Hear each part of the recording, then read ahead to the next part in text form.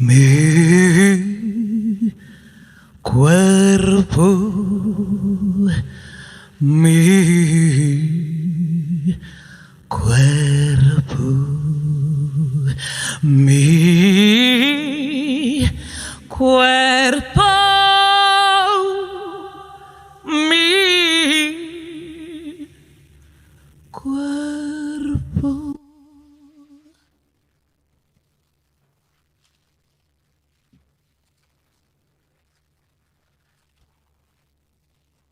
Mon corps est une révolution, ma sœur. Mon corps est une révolution.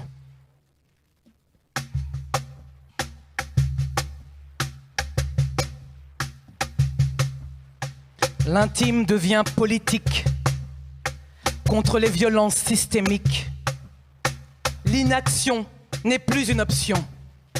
Mon corps est une révolution, ma sœur. Mon corps est une révolution. Transcender le désespoir, la douleur en étendard. Corps de femme noire, invisibilisée, niée. Je chie sur l'injonction sociétale, l'assignation létale. De ne surtout pas la ramener, de ne surtout pas moufter. Nos corps sont des révolutions, ma sœur. Nos corps sont des révolutions. Les drames dans les entrailles, nos récits sont des cris révolutionnaires. Tout sauf mortifères. Violés, aujourd'hui comme avant-hier, nos corps sont des révolutions, ma sœur. Nos corps sont des révolutions. Debout, devant vous, je reviens de l'enfer. Mon corps a déjà vécu trop de guerres, pendant longtemps des nuits, pendant longtemps des insomnies. Je l'ai éprouvé, maltraité, humilié, dissocié, rejeté. Ce corps, mon corps, que je croyais mort. Battement, percussion de mon cœur, hurlait provocateur. Grand-mère, violée. Mère, violée. Et moi, violée. Et le putain d'inceste qui plane, qui flotte, qui tue, qui pue. Mon corps est une révolution, ma sœur. Mon corps est une révolution. Pas une fucking exception. Victime collatérale des passions. Drame familial, banalement universel. Je parle pour elle. Je crie pour elle. Je chante pour elle. Je pleure pour elle. Ce qui ne se raconte pas n'existe pas. C'est pourtant bien organisé comme ça. Société hétéro, patriarcale, blanche, pensée par les hommes, pour les hommes. Société hétéro, patriarcale, raciste. Femmes racisées, doublement niées. Femmes utilisées, femmes violées, femmes tuées. Mon corps est une révolution, ma sœur. Mon corps est une révolution. Survivante depuis 3 générations, la résilience est mon bastion. Voix de celles qui ne peuvent pas, voix de celles qui ne peuvent plus, voix de celles qui se sont tues. No way, vos miettes de considération. Je veux la vraie révolution. Ensemble. Je veux la vraie révolution. Convergence des luttes. Nous ne sommes pas vos putes. Nos luttes ensemble. Plus fortes ensemble. Mon corps est une révolution, ma sœur. Mon corps est une révolution. Mon corps, mon choix, mon cul, mes droits.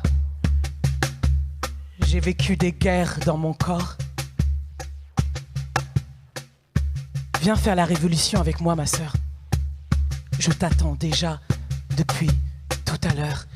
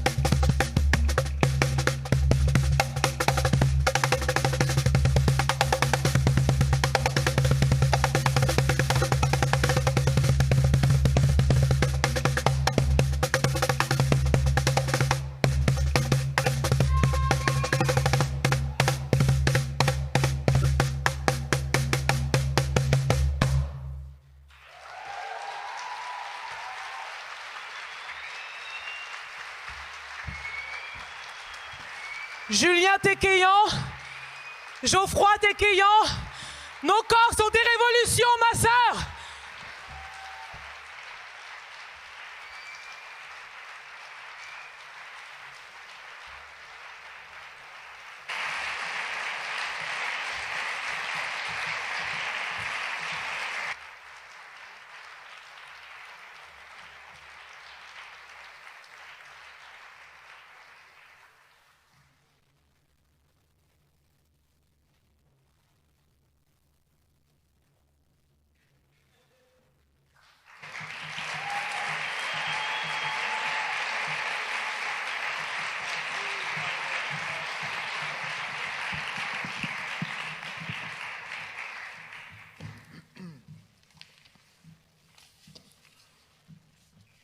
Bonjour, je m'appelle Naël Daria, je suis actrice, mais vous ne me connaissez sans doute pas. Je suis abonnée au 40e rôle dans les films du cinéma français. Ma présence à l'écran excède rarement plus de 3 minutes. Merci d'ailleurs à Paul Preciado pour l'invitation. Je vais essayer de tenir 5 minutes au pupitre. Ce sera une expérience de plus à afficher sur mon CV d'actrice peu expérimentée.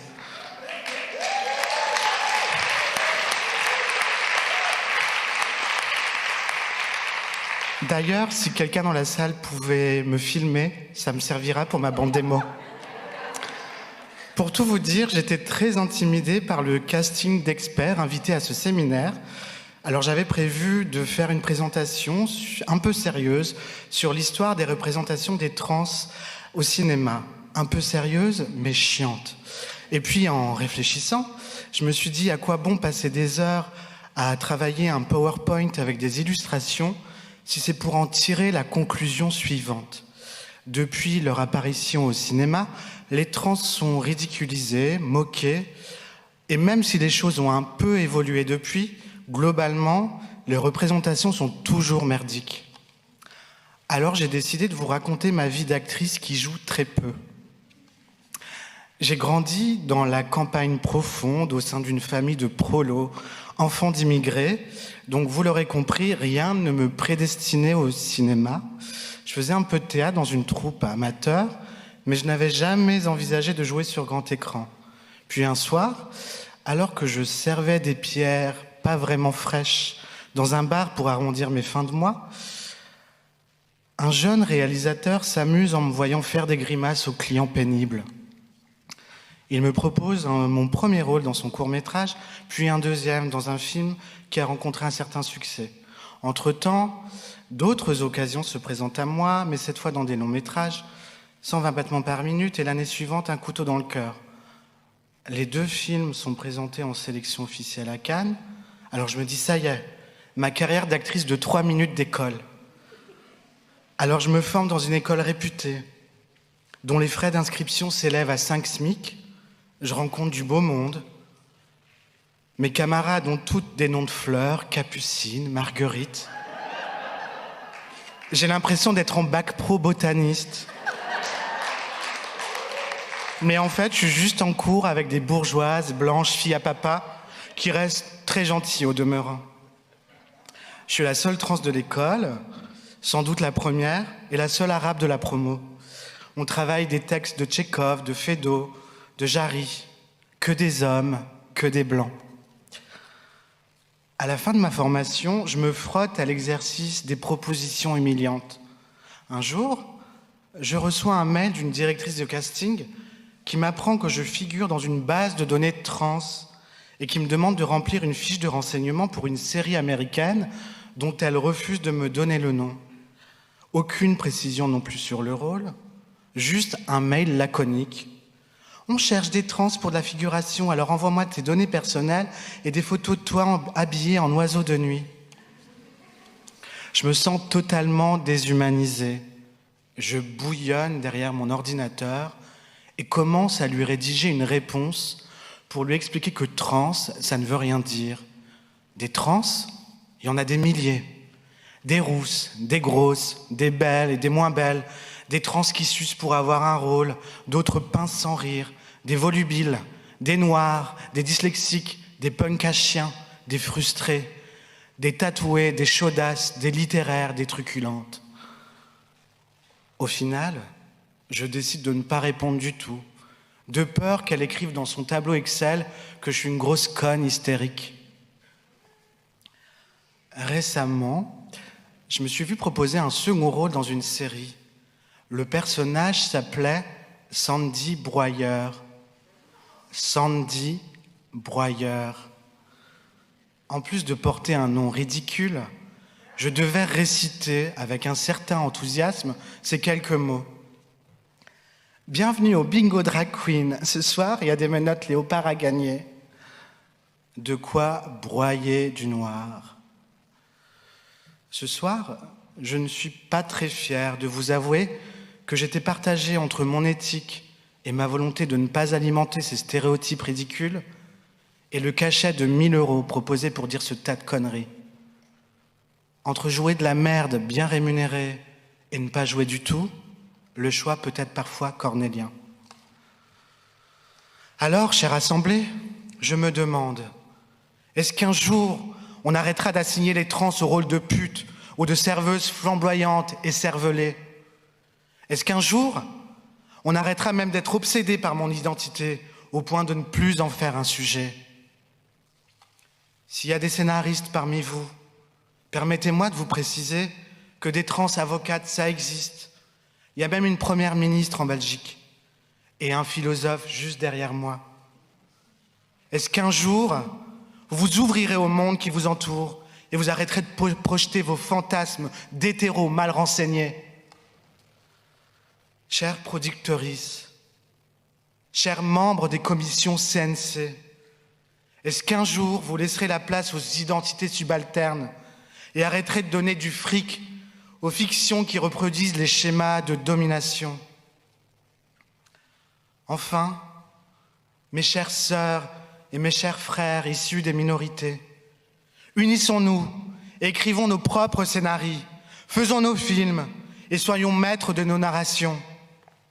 À bas l'hétéropatriarcat, à bas la bourgeoisie du cinéma français.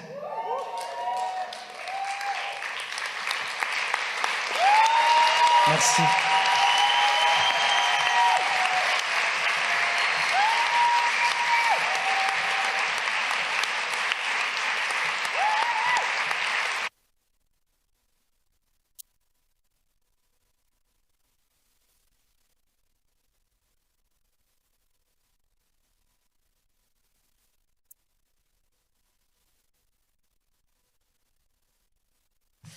Bonsoir.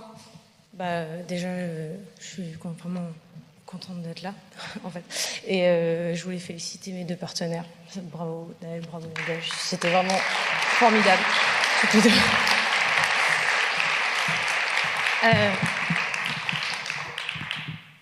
En fait, moi, c'est-à-dire, c'est un peu pareil. J'ai essayé de préparer plein de trucs. J'étais hyper stressée et tout.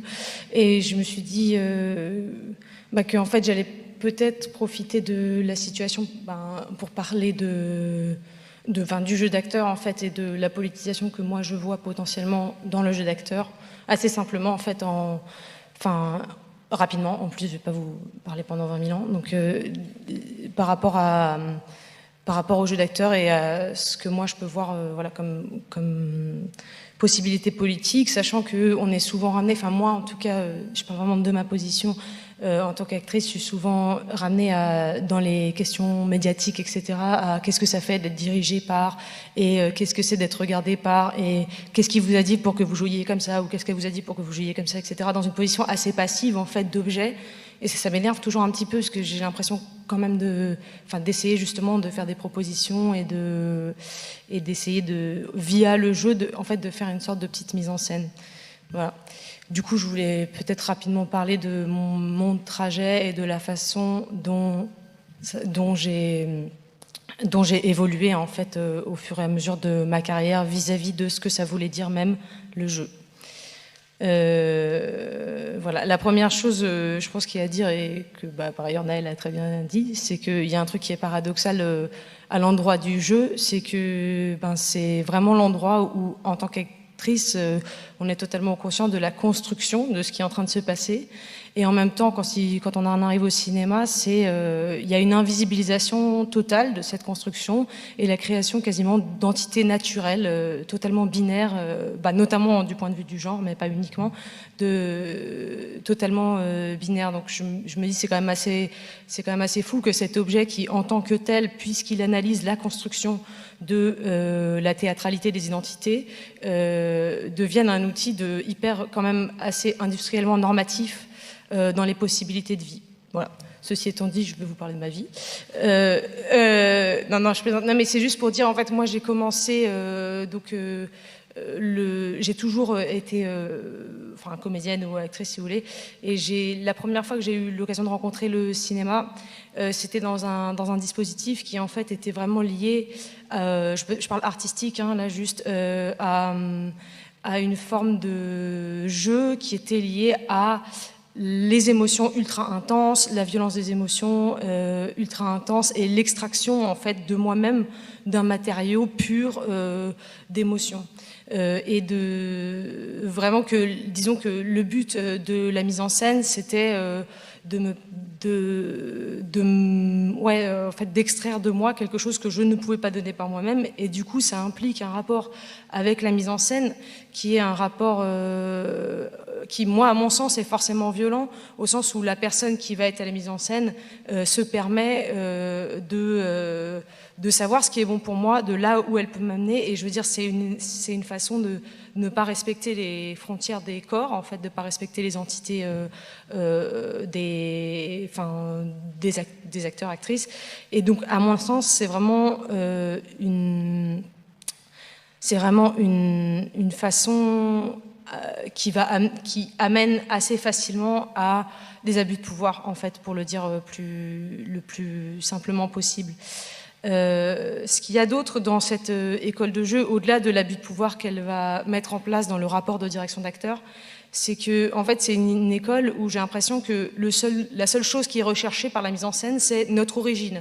C'est qui on est à l'essentiel. Tout ce qui est de notre identité construite doit être brisé et considéré comme inauthentique. Et du coup, on est vraiment un peu... Enfin, moi, j'avais le sentiment d'être quand même un peu...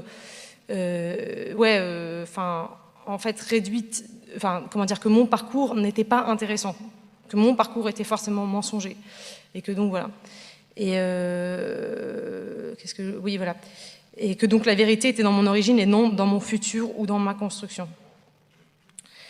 Et pour moi, c'est quand même c'est une forme de jeu qui va être qui est un peu une assignation, au sens où on te dit, voilà, c'est ça que tu es, et tu peux pas te faire confiance pour savoir ce que tu veux ou ce que tu es. Moi, je sais pour toi ce que tu es.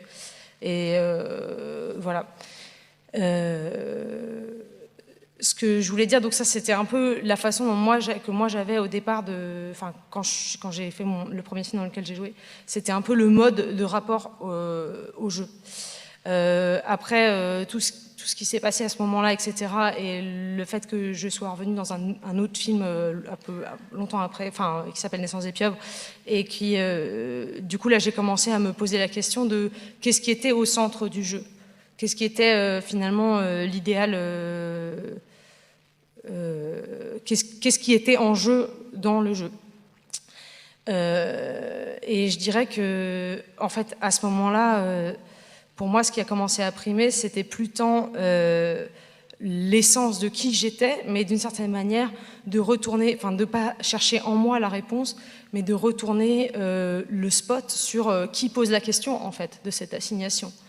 Et de mettre en lumière non plus la vérité de mon origine, mais la réalité de la théâtralité des identités qu'on balade tous les jours dans la vie, la réalité construite de ces identités. Voilà. Et du coup, comment, je veux dire concrètement, par rapport à ma façon aujourd'hui d'aborder le jeu, que je me dis le fait est que l'idée de collaboration, elle va passer, soit au travers de questions philosophiques que je vais, à lesquelles je vais essayer de répondre dans différents projets, ou alors également à travers la capacité en moi-même de pouvoir en fait créer une sorte de mélodie par une sorte de dissociation de mon corps, c'est-à-dire mon corps ne va plus signifier juste une chose, c'est-à-dire un bloc qui va être regardé d'une manière ou d'une autre, mais est à ma disposition pour créer une sorte de corps-orchestre en fait, qui peut permettre de faire de la mise en scène au sein du jeu. Voilà. Voilà ce que je voulais dire en fait. Et je dirais que comment dire ? En fait, c'est vraiment ce que je voulais dire. Et du coup, après, je pense qu'on va débattre, ce sera plus simple. Et non, voilà, et que je dirais que pour répondre à la question initiale, en fait, que pour moi, l'enjeu du jeu, c'est de prendre très au sérieux des hypothèses fictionnelles pour tenter des nouvelles propositions de vie et de plus être dans la fiction qui va dire règle la norme quotidienne, quoi. Voilà, en fait. Bon, on va se parler en table ronde, je crois.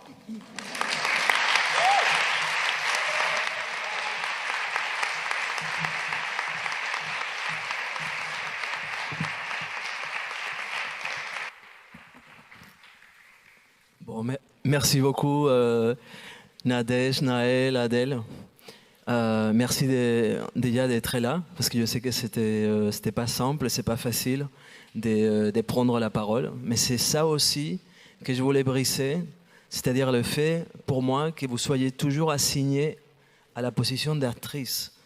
Et du coup, en fait, de jouer, parce que nous avons parlé même avec Naël, de la possibilité, par exemple, de lire un texte de quelqu'un d'autre.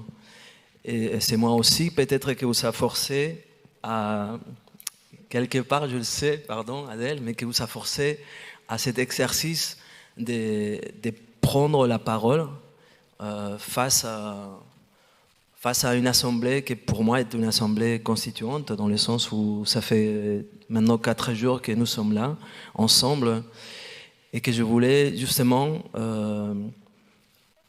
quelque part, en fait, ne pas vous interpeller ici uniquement en tant qu'actrice et donc vous réduire aussi à la position d'objets artistiques ou des personnes qui jouent, mais vous interpeller en tant que subjectivité politique, en tant que sujet politique à l'intérieur du cinéma.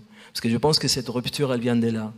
Elle vient du fait qu'en fait, à un moment donné, vous étiez assigné à des rôles différents, en tant que femme jolie, femme noire, évidemment exotisée, femme trans, hyper exotisée, sexualisée, etc.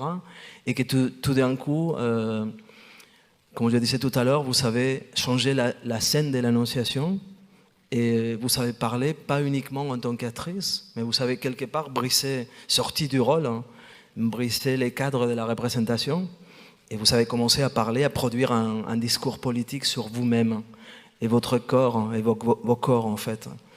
Et du coup, en fait, comme tu disais tout à l'heure, Adèle, dénaturaliser la représentation. Je pense que c'est ça aussi quelque chose que nous avons peut-être essayé de faire toute cette semaine ici ensemble, à travers différents discours critiques, différentes paroles critiques. Mais c'était aussi ça, dénaturaliser les identités, soit des femmes, soit les identités racisées, les identités sexuelles, sexualisées, du genre, etc. à chaque fois, ou bien du handicap, la question de la grossophobie qui a été évoquée ici, en fait, pendant la semaine. Donc, c'est travail de dénaturalisation. Et je trouve que me semble très intéressant, en fait, cette tension entre le fait que le cinéma, effectivement, est comme disait Teresa Lauretis, une technologie du genre, et on pourrait dire une technologie de la race, une technologie de la sexualité, et donc la fabrication des images, et qu'en même temps, cette industrie-là produit des représentations naturalisées à chaque fois. Donc moi je pense qu'effectivement nous sommes dans un moment révolutionnaire, je vous le dis, parce que je pense que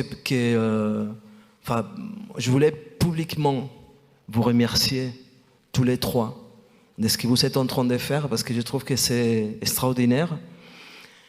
Et aussi vous dire combien ce que nous avons fait dans les mouvements politiques pendant des années prend des sens aussi à ce que vous faites aujourd'hui dans la représentation normative, parce que finalement c'est aussi ça. Et donc la première question que je voulais vous poser, surtout après à Naël, on parlera avec Naël aussi, mais vu que en fait Nadège et Adèle, vous travaillez ensemble depuis un moment, vous avez commencé en fait à travailler ensemble. Je voulais savoir en fait comment, c'est-à-dire comment vous avez fait ces passages qui me semblent très importants aussi, de la parole individuelle ou du geste individuel à une organisation, à vous dire en fait, je vois Adèle qui fait, on dit organiser. Oui, parce que quelque part, oui, comme Félix Guattari disait, nous arrêtons d'être simplement malades mentales, homosexuels, noirs, etc., quand nous commençons à nous organiser, quand nous commençons à donner une forme à la rage. Et enfin, je vous ai vu en fait, en tout cas, mais peut-être que les gens qui sont dans la salle et les gens qui nous suivent, en fait, ils sont pas au courant. Il me semble que c'est très important de parler de comment vous vous êtes rencontrés, de comment cette alliance stratégique, en principe inattendue, parce que aussi tout vous force en fait à rester, évidemment, par exemple en fait des côtés effectivement de la personne qui a parlé à l'intérieur du mouvement MeToo, rester de toute façon dans sa position de victime, et voilà. Soit évidemment des mouvements antiracistes, mais qui vont pas se mélanger forcément aux voix féministes radicales, en principe non racisées, ou encore aux voix qui viennent en fait des mouvements trans. Donc je voulais vous poser la question de comment vous avez commencé à travailler ensemble et qu'est-ce que ça veut dire pour vous, enfin qu'est-ce que vous a appris cette année incroyable, parce qu'elle n'est pas simplement l'année du Covid, elle est aussi l'année de notre révolution quand même, il faut le savoir, et notamment de la vôtre, quoi. Donc comment vous avez commencé à travailler ensemble et qu'est-ce que vous faites dans ce travail? Déjà, merci Paul. Merci pour cette invitation exceptionnelle, vraiment, et tellement réjouissante. En fait, je vais juste pas tout raconter parce que c'est très long, mais ça part d'un livre que nous avons coécrit à l'initiative d'Aïssa Maïga qui s'appelle « Noir n'est pas mon métier », pour parler de la situation, de la réalité du racisme, du sexisme, de l'invisibilité dans le cinéma français pour les femmes noires et métisses. Et donc Aïssa, qui est une femme que j'aime énormément, a planté une petite graine à l'intérieur de moi. Et l'année d'après, je suis à l'initiative du MeToo dans le cinéma africain, au FESPACO, où j'ai parlé des viols que j'avais subis, du harcèlement que j'avais subi sur des tournages. Et quand je suis rentrée, très peu de temps après, Adèle a fait révolution au cinéma français, je dis vraiment révolution. Et on ne se connaissait pas, et j'ai un souvenir, je raconte tout. J'étais sur mon canapé, et en fait, je l'écoutais, et j'avais l'impression de la connaître. Je ne sais pas comment vous dire, c'était... Je me disais, enfin, enfin une actrice française qui parle. Et bon, bref, et après, il y a eu les Césars. Les Césars, ce magnifique moment, voilà, hein, où du coup Aïssa a pris la parole et j'aimerais juste dire un petit quelque chose par rapport à ça, sur la difficulté et l'injonction que les femmes racisées ne doivent absolument pas parler, et quand elles parlent, elles se prennent tellement de torrents de merde, d'insultes, d'injures, qu'on leur demande de rentrer chez elles alors qu'elles habitent ici. Vraiment, donc, pour que plus personne ne parle après. C'est-à-dire qu'Aïssa, c'était violent, Camila Jordana, c'était violent, voilà. Et je reviens, vous inquiétez pas, je suis le fil de ce que je dis. Et il y avait la journée internationale des droits des femmes, manifestation, et Aïssa m'envoie un texto et elle me dit: on a rendez-vous avec Adèle Haenel, ramène-toi Bosson. Et j'ai dit ok. Et en fait, on s'est rencontrés et ça a été, je sais pas comment vous dire, pour moi une évidence de... Bon, déjà, de cette femme, c'est difficile de parler de quelqu'un qui est à côté, mais je suis désolée, mais c'est vraiment une femme exceptionnelle, mais vraiment, je dois le dire que, on se l'est dit avec Aïssa, la rencontre avec Adèle Haenel et Céline Sciamma ont tellement fait de bien à nos cœurs, et cette alliance, cette convergence des luttes, parce que effectivement, on fait tout pour qu'on ne se rencontre jamais, finalement, puisqu'il y a l'assignation. Merci. Et parce que, finalement, pourquoi? Parce que ensemble, évidemment qu'on est 1000 fois plus fortes. Et puis après, nous avons monté comme ça, nous avons marché, et puis nous avons eu rendez-vous avec Paul. Et là, ça a encore bouleversé ma vie. Et je suis rentrée, et on était toutes, et avec Adèle, on s'est dit, on va faire plein de choses, Et après, le Covid nous a dit, vous restez chez vous, vous ferez la révolution plus tard. Voilà. Mais on a continué, et voilà. Et je tiens à dire que cette alliance est pour moi intellectuellement, humainement, amicalement, extrêmement enrichissante chaque jour. C'est-à-dire vraiment, et je suis désolée de parler, elle est là, mais avec elle et Céline, parce que c'est comme si c'était une personne ensemble.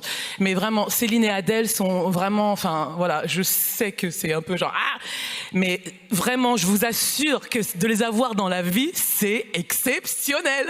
Donc, voilà. Donc je le dis. Et après, c'était vraiment l'envie commune de faire des choses, aussi dans la transmission par rapport aux jeunes acteurs et aux jeunes actrices, de les inviter à lire, à réfléchir, et de les bouger de cet endroit où on est supposé être, puisque finalement, en fait, actrice, femme noire, tu dois être à un certain endroit qui est vu par le prisme du cinéma qui a été créé par l'homme occidental, voilà, clairement hétérosexuel, donc tu es là pour faire fantasmer, surtout pas parler ni réfléchir, et voilà, et donc nous on est en train de casser tout ça, et les alliances sont extrêmement utiles. Voilà, j'ai fini.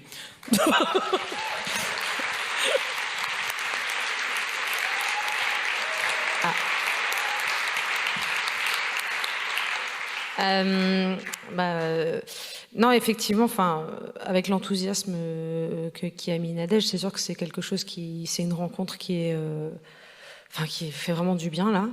Et effectivement, moi j'ai l'impression aussi que le fait est que, après, je sais pas, j'ai l'impression d'avoir identifié le fait que la dynamique de la domination, elle repose aussi sur une dynamique de division, en fait, et du fait que, justement, ce que tu disais, c'est impossible de nous allier parce que là, à l'endroit où moi on me demande d'être docile, en fait, toi on t'exclut.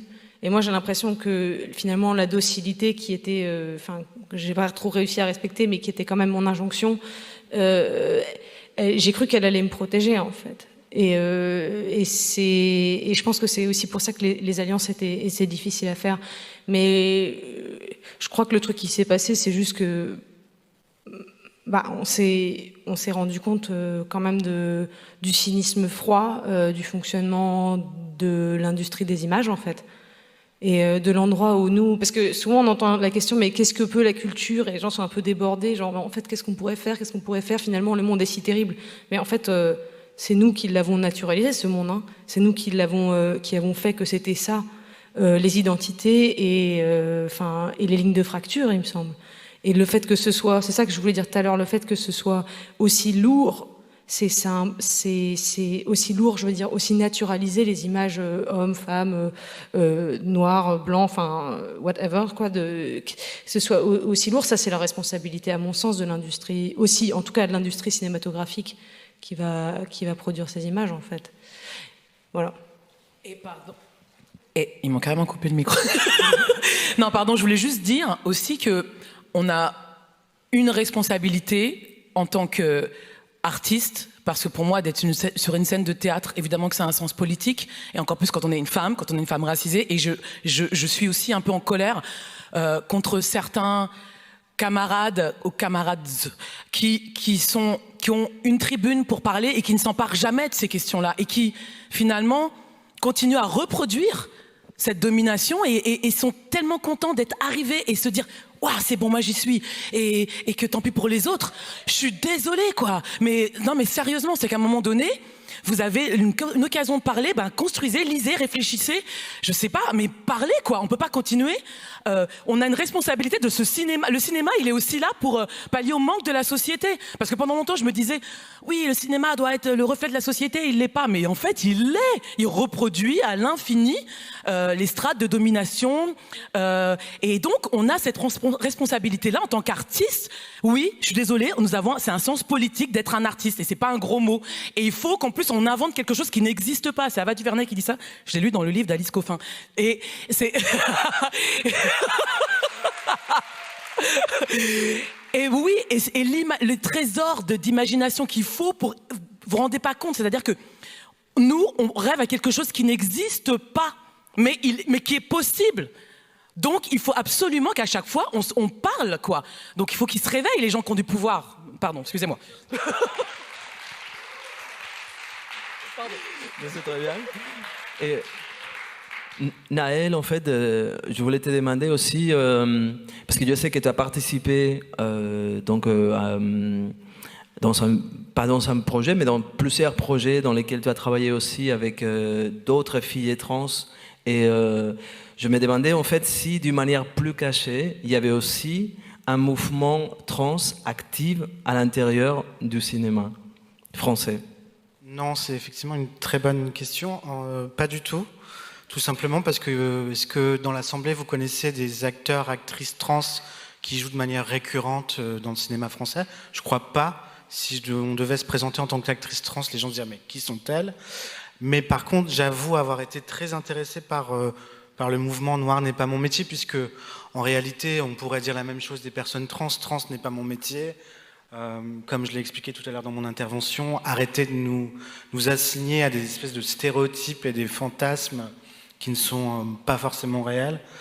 Et donc non, malheureusement, peut-être quand on aura fait qu'on aura un peu plus d'expérience et qu'on pourra prendre la parole plus aisément. Mais là, moi, j'ai pas de tribune, personne ne va m'inviter au César.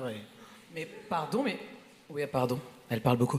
En fait, je dis juste que quand je savais que tu allais venir, etc., j'avais oublié qu'on m'avait proposé un rôle de trans et que j'ai tout de suite dit, mais vous êtes sûr qu'il n'y a pas plus proche de la réalité? Et déjà, je me disais trans et noir, bon, autant dire qu'évidemment, ils ont dit ça 2 secondes et après ils ont oublié ça.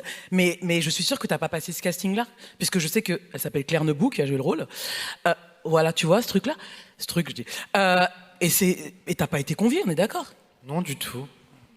Et après, en fait, je voulais savoir aussi, ça c'est une question, c'est très anecdotique, hein, mais dans les mouvements Noir n'est pas mon métier, c'est un mouvement transversal, intersectionnel, ou c'est un mouvement où il y a uniquement des personnes racisées? Alors, je suis désolée, parce que... T'es là, Aïssa? Ouais. Il y a Aïssa Maïga, je voudrais bien qu'on l'applaudisse, s'il vous plaît. Aïssa, alors, si tu veux venir? Tu veux venir, Aïssa? Elle est où? Tu veux venir? Non, elle a dit non. Vous voulez pas? Non, elle est où? Mais elle est où? Non, ça va, elle a dit. D'accord, parce que, pardon, mais avec les masques, nous, on voit rien du tout. On est incapable de... Yeah, Maïga! Okay. Ouais, bravo. Non, pour te répondre, il n'y a que des femmes racisées, mais bon, je suis désolée, hein, parce que je vais... Non, mais c'est pas... Non, c'est pas ça. Je vais dire un truc, c'est que malheureusement, on n'est pas, à mon sens, je sais que tu me comprends, ma sœur, et que tu penses la même chose. Nous sommes malheureusement pas allés au bout de la démarche que Aïssa avait initiée, qui était exceptionnelle, et l'occasion exceptionnelle justement d'ouvrir et de s'emparer de ces questions. Et voilà, tout, c'est pour ça que aussi ça fait tellement de bien qu'on s'est rencontrés avec Adèle, parce qu'effectivement, à mon sens, et je sais, pardon, je parle pour toi aussi, Aïssa, que pour nous, c'est évidemment l'intersectionnalité qui se jouait là, et donc on a un peu raté le... Mais bon, c'est pas grave. Non, mais je me demande en fait, puisque ça fait un moment que vous travaillez ensemble, et que, bon, de toute façon, que nous sommes là, et que ça fait aussi un moment qu'on en parle dès aujourd'hui, de qu'est-ce qui va se passer après, si c'est pas aussi peut-être le moment de se dire que nous avons besoin de faire effectivement comme une espèce de grande coalition, voilà, une convergence des différents mouvements, et à l'intérieur du cinéma, et des coups aussi, je dirais, de manière plus large, à l'intérieur de la culture, pas uniquement du cinéma, parce que la question du cinéma, elle est très spécifique, mais il y a en même temps, on voyait, en fait, vous étiez peut-être pas là, mais vous étiez à la maison, mais on a vu, et avec Françoise Vergès, avec Elsa Dorlin, on voyait en fait, si vous voulez, cette violence systémique qui traverse l'histoire et qui traverse la totalité de la société. Et donc, il n'y a pas de raison pour imaginer qu'elle va s'arrêter au bord du cinéma, et que justement que toutes les violences sociales, politiques, raciales, ils vont pas rentrer dans les domaines du cinéma, mais il n'y a pas non plus, nous n'avons pas besoin non plus de faire exclusivement une lutte à l'intérieur du cinéma, mais peut-être aussi de manière plus large dans les institutions culturelles, dans la...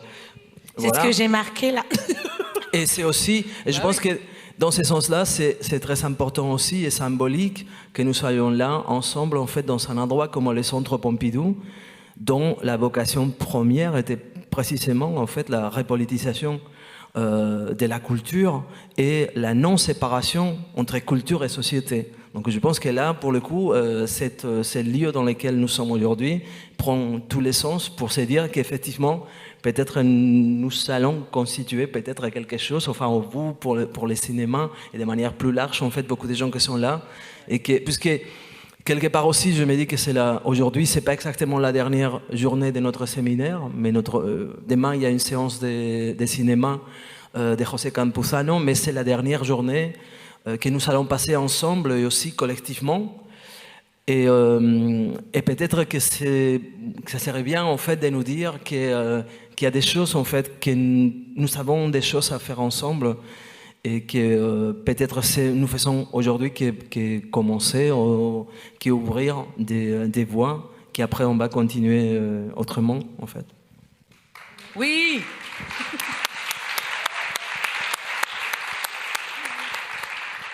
Je voulais vous... Oui, pardon, Adèle. Non, mais c'était juste pour rebondir sur le fait que, effectivement, il y a un énorme enjeu au niveau de quel est l'organigramme, en fait, de la culture et qui sont les décideurs. Et pour les endroits où je connais, là, pour le coup, il y a vraiment, à mon sens, une nécessité absolue de faire... d'avoir une volonté politique, que les décideurs ne soient pas tous issus du même milieu, du même genre, et d'ouvrir à cet endroit-là, en fait, la pluralité des personnes. Parce que sinon, on a l'impression d'être toujours un peu dans une dynamique... Enfin, moi, le truc que je vois et qui me stresse peut-être un peu, c'est que j'ai l'impression qu'il y a une mobilisation hyper forte, mais que du côté du pouvoir, du côté de l'organigramme du pouvoir, il y a une grande patience mécanique, en fait. Et que nous, on vient là, on s'essouffle, on crie, on y croit, on est à fond, on se rencontre, on est comme un torrent, là, à essayer il y a une ébullition. En plus, on est en accord avec notre pensée, donc on pense encore, plus ensemble, avec une synergie comme ça, et qu'il y a une espèce de patience de l'organigramme, je veux dire, des endroits clés, en fait, de reproduction du pouvoir, où là, il y a une patience, une reproduction qui n'est pas du tout contaminée, en fait, par les questions de diversité, etc. Et ça, c'est un peu...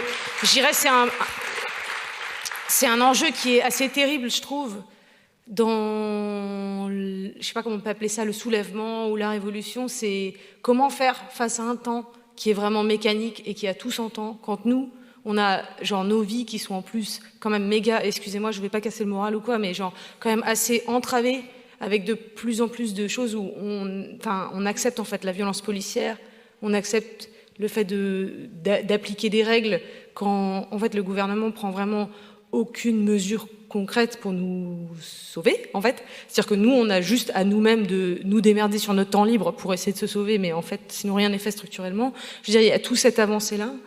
Et je ne sais pas comment, en fait. Je ne sais pas comment on peut effectivement...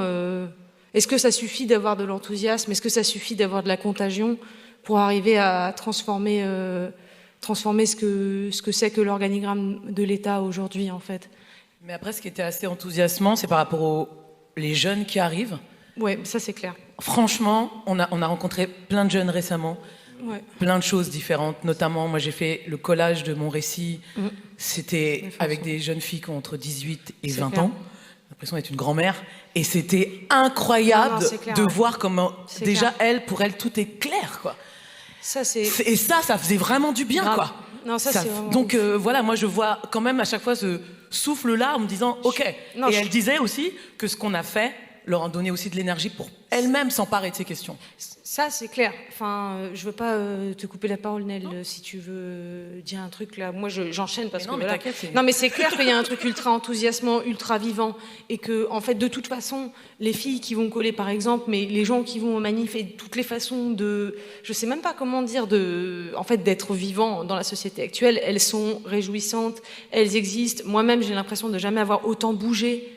Via de la contagion, via des échanges, de sortir aussi d'un monde, excusez-moi, mais aussi très blanc en fait, de me rendre compte que mon monde il était quand même assez finalement fait de gens blancs et de plus être, d'avoir une espèce de pauvreté comme ça, je veux dire, j'aime les gens qui sont autour de moi, mais d'avoir un entourage qui est finalement pas du tout à l'image de la société dans laquelle on vit, quoi. Et donc j'ai l'impression de beaucoup changer et j'ai l'impression qu'il y a vraiment un souffle, une énergie, et le seul truc, c'est de dire comment cette énergie peut se convertir concrètement en un système différent. Qu'est-ce qui nous reste comme possibilité là, aujourd'hui, franchement, pour qu'on soit entendu, en fait, pour qu'on arrête d'être méprisé, parce que j'ai l'impression que toute pensée, même aussi élaborée qu'elle soit, vous avez pu voir des gens ici qui sont quand même ultra brillants, elle est ridiculisée, en fait. Je suis désolée d'être comme ça aussi défaitiste, mais franchement, mais c'est pour ça que ça m'arrache le cœur. Qu'est-ce qu'on a comme arme, à part notre sincérité, à part notre intelligence? Qu'est-ce qu'on a en fait? Pour ça, quand tu parles d'organisation, l'organisation politique, elle doit se faire. Et la révolution, elle doit se faire. Pardon, je suis désolée, c'est pour ça que j'ai mis un treillis, vous avez vu. Non, mais vraiment, quoi. Oui, mais justement, hier, on parlait précisément de ça, hier. C'est-à-dire de quelles sont les modalités de résistance, quelles sont les modalités de la lutte. Si on peut aussi inventer d'autres manières de résister, de lutter, d'inventer, qui ne sont pas uniquement dans la logique de la guerre et qui ne sont pas uniquement dans la répétition de la même violence qu'on a suivie. Donc je pense que c'est ça aussi, et c'est une des raisons pour lesquelles je pense que la révolution est cruciale que se fasse aussi dans les domaines de l'art. Parce que c'est c'est précisément, en fait, s'il y a un espace dans lequel nous avons la possibilité d'inventer d'autres langages, d'autres grammaires, d'autres représentations, d'autres mondes possibles, c'est véritablement l'art. Mais quand je dis l'art, je ne parle pas de l'art professionnel, c'est-à-dire je ne parle pas des artistes professionnels. Pour moi, tout le monde est artiste, mais c'est simplement la pratique d'expérimentation. Mais en fait, c'est la mise en perspective du fait que notre monde est une éventualité. C'est-à-dire, en fait, là, on vit dans un monde qui est une éventualité, mais qui existe et qui a pour elle le poids de cette existence. Et l'art doit vraiment, à mon sens, vraiment remettre en perspective le fait que c'est pas ça, en fait. Ça, c'est pas la réalité, c'est une éventualité réalisée de la réalité. Et je trouve que c'est effectivement là où l'art est politique, c'est qu'il déboulonne la naturalité qui est quand même au fondement de la structure, de l'ordre. C'est-à-dire, en fait, on va dire, après ce que j'ai compris en lisant des livres, c'est-à-dire que effectivement, que l'ordre, il va beaucoup se fonder sur l'idée de nature, dans la binarité, etc. Et que nous, avec nos représentations, déjà, on amène cette idée de non naturel. Et je dirais aussi, on refait bruisser le monde à un endroit où il a été stérilisé pour être juste une somme de signifiants qu'on peut organiser, qu'on peut ranger et qu'on peut discriminer, en fait.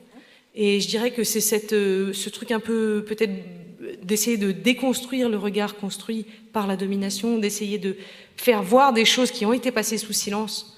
C'est un enjeu politique majeur du cinéma, en fait. Merci. Je voulais aussi poser une question à Naël, puisque tu as joué dans des films plutôt, on va dire, voilà, mainstream, on va dire, mais tu as joué aussi dans des films, des projets plus expérimentaux.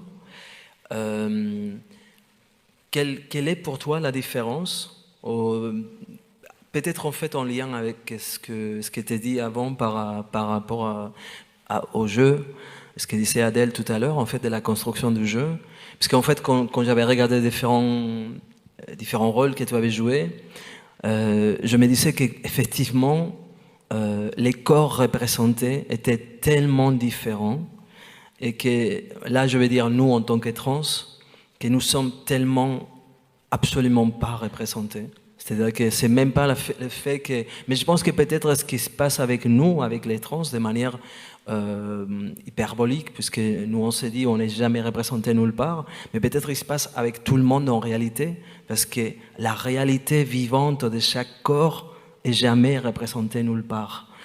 Et je voulais savoir en fait que tu nous parles un tout petit peu en fait de ton expérience du film plus expérimentaux en fait que tu as fait et des jeux un peu en dehors aussi de la binarité sexuelle et des potentiels révolutionnaires de cette pratique.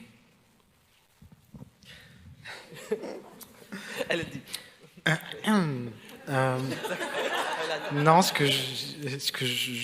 dans les projets expérimentaux, en tout cas, on ne m'assigne d'ailleurs pas forcément à ma condition de femme trans, c'est-à-dire que j'ai un rôle à interpréter, mais on ne me colle pas l'étiquette de stéréotype de trans, contrairement aux projets plus mainstream où effectivement on est là pour souvent la caution d'ailleurs, je pense, pour dire voilà, on a notre personne trans dans le film, on va la faire parler 30 secondes et puis on sera tranquille.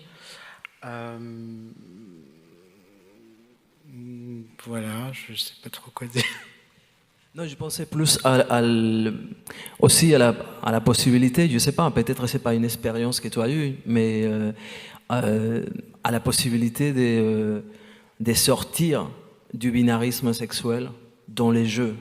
C'est-à-dire que ça, c'est quelque chose que, en tout cas, à partir de ma propre expérience de trans et mon propre regard du cinéma, je me sens constamment exclu de ce qui est représenté. Tout simplement parce que les rôles sont tellement binaires, c'est tellement des hommes et des femmes, et que le monde est tellement divisé en deux, qu'on voit quasi constamment en fait ces reproductions à l'infini, et qu'après effectivement à partir du moment où tu es invité dans un rôle en tant que femme trans, bah, tu vas être là justement pour jouer cette espèce d'exception impossible, donc presque au bord de l'abîme, mais quelque part aussi pour souligner la normalité de la féminité et de la masculinité. Oui. Et ça peut être une expérience qui est peut-être commune aussi à vous trois, hein. Je ne dis pas uniquement à Anaël, mais... Oui, non, je crois par contre qu'il y a une certaine volonté en fait, ils prennent des trans, mais il faut absolument coller à l'image de la femme. Il n'y a pas vraiment de place pour les expressions de genre non binaires. C'est toujours... et d'ailleurs, souvent les gens qui pensent être bienveillants te félicitent en disant « Oh là là, ça se voit pas du tout ». Et en fait, c'est très insultant et extrêmement transphobe. Donc non, en fait, il n'y a pas de place pour les identités non binaires, les expressions de genre non binaires. Il faut vraiment coller à un certain... Il faut ressembler à des femmes cisgenres, en fait. Tu veux parler ? Non, mais parce que je dirais que, enfin, pas du tout de la même mesure que toi, c'est clair. Mais moi, déjà, dans mon parcours, on n'arrêtait pas de me dire que j'étais pas assez féminine.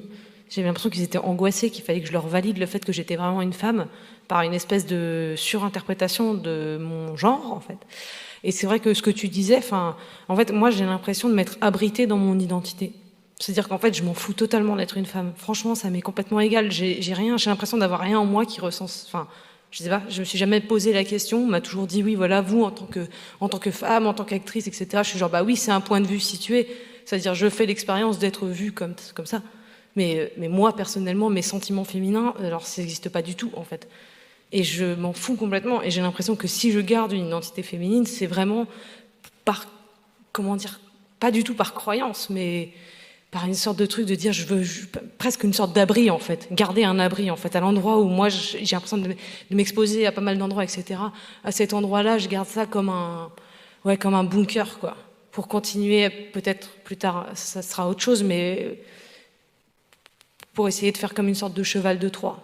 Mais en tout cas, je ne défends pas cette identité. Je parle depuis celle-là parce qu'elle m'a été assignée, mais je ne la défends pas. Et dans mon objectif et dans mes rêves révolutionnaires, il y a vraiment aussi le fait qu'un jour, en fait, ça n'ait plus aucun sens, quoi.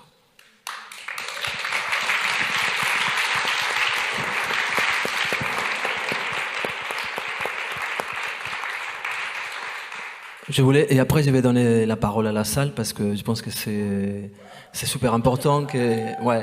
Bah, si vous voulez tout de suite, hein. Il y a autant d'enthousiasme. Alors, les cris. Alors, est-ce qu'il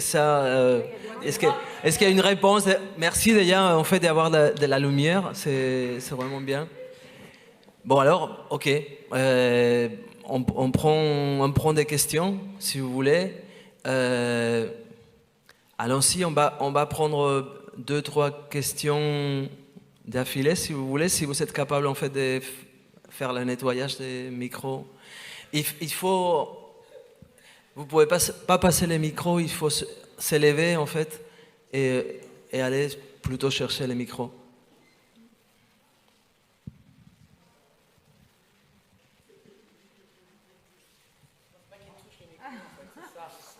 C'est bon, merci. Je peux enlever ça ou pas? Bon. Alors il faut parler lentement parce qu'avec les masques, ça va être difficile. Bah oui, après, parce que ma langue maternelle, c'est pas le français, c'est les galiciens, donc ça va être un petit peu plus difficile, quoi. Et je reviens sur les termes qu'on a parlé de la forme des réponses à la violence, des résistances et tout ça, non, qu'on avait déjà hier et qu'on recommence aujourd'hui. Parce qu'hier, pour les personnes qui n'étaient pas ici, on avait la proposition de faire l'occupation toute la nuit d'hier de ces salles et de l'espace du Pompidou. Mais ces propositions, c'était fini, c'était coupé, on a sorti et on avait un petit débat à l'extérieur du centre Pompidou. Donc, et après ça, on a fait un petit lettre que, si j'ai le permis, pas de là, sinon le permis de l'Assemblée, je voudrais lire.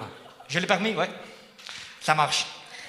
Donc, bon, j'espère que ça se comprend parce que avec mon accent, ça peut être un petit peu difficile. Je dis, hier, à la fin du séminaire, nous avons eu une discussion et débat avec Paul, mais il était trop tard. Trop tard parce que nous étions déjà sortis du musée. L'institution avait déjà réussi à nous expulser de ces treilles et nous avions perdu, comme s'y souvient, une occasion historique.